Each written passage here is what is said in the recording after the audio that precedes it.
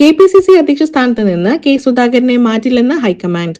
സുധാകരനെ വിശ്വാസത്തിലെടുത്തുകൊണ്ട് മാത്രമേ തീരുമാനം കൈക്കൊള്ളുകയുള്ളൂവെന്നും ഇപ്പോൾ നടക്കുന്നത് പുനർസംഘടനാ ചർച്ച മാത്രമാണെന്നും നേതൃത്വം വ്യക്തമാക്കി. തദ്ദേശ തെരഞ്ഞെടുപ്പിന് മുൻപ് കെ സുധാകരനെ അധ്യക്ഷ സ്ഥാനത്ത് നിന്ന് മാറ്റിയേക്കുമെന്ന ചർച്ചകളിൽ സുധാകരൻ ഹൈക്കമാൻഡിനെ അതൃപ്തി അറിയിച്ചിരുന്നു. പിന്നാലെയാണ് നേതൃത്വത്തിന്റെ മറുപടി. കഴിഞ്ഞ കുറച്ചു കാലങ്ങളായി KPCC അധ്യക്ഷനും പ്രതിപക്ഷ നേതാവ് VD സതീശനും തമ്മിലുള്ള അധികാര വടംവലി ശക്തമാണ്. ഇരുവരും മാധ്യമങ്ങൾക്ക് മുന്നിൽ വെച്ചടക്കം ഇത്തരത്തിൽ പരസ്യമായി പ്രതികരിച്ചിട്ടുണ്ട്.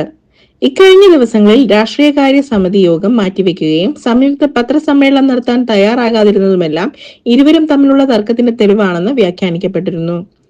ഇത്തരത്തിൽ നേതാക്കൾ തമ്മിലുള്ള അനൈക്യം തുടരുന്ന സാഹചര്യത്തിൽ എത്രയും പെട്ടെന്ന് നേതൃമാറ്റം വേണമെന്ന നിലപാടാണ് ഹൈക്കമാൻഡിനെന്നായിരുന്നു റിപ്പോർട്ടുകൾ.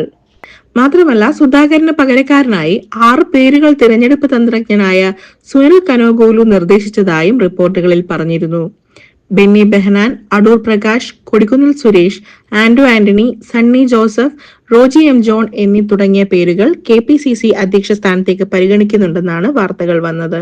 തദ്ദേശ തെരഞ്ഞെടുപ്പിന് മുൻപ് തന്നെ അധ്യക്ഷൻ മാറിയേക്കുമെന്ന ചർച്ചകൾ വാർത്തകളിൽ സജീവമായതോടെ കഴിഞ്ഞ ദിവസം സുധാകരൻ നേതൃത്വത്തെ അതൃപ്തി അറിയിക്കുകയായിരുന്നത്രേ. തുടർന്നാണ് സുധാകരനെ കൂടി വിശ്വാസത്തിലെടുത്തേ തീരുമാനമെടുക്കൂ എന്ന് ഹൈക്കമാൻഡ് ഉറപ്പ് നൽകിയത്.